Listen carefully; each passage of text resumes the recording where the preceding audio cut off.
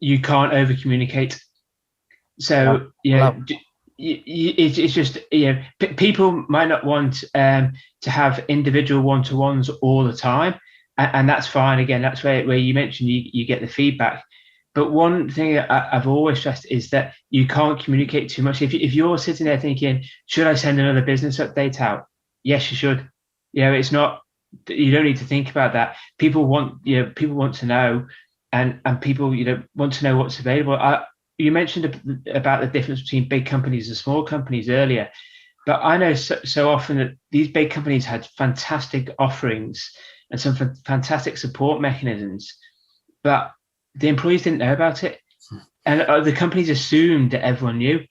Um, I always question that. I'm like, it takes a lot for someone to reply to a mental health email, right? Because when you're looking at stigma of mental health, you're looking at the complexity of it, you're looking at everything else.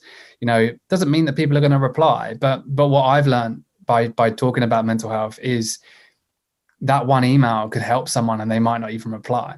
It might really, really cause them to think about something or to take an action or to know that their staff value their mental health.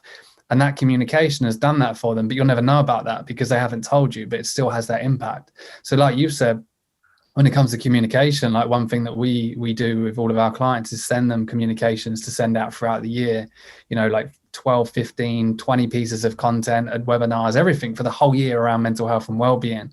And whether you use it or not, it's fine. It's up to you. But it's just important that, as you say, you can have tools, you can have well-being initiatives, but if you haven't got engagement and communication, they're just a waste of money, right? And it's important that you kind of focus there. So yeah, really love that tip. And I guess, like you said, as the company gets bigger, almost engagement becomes more difficult as well.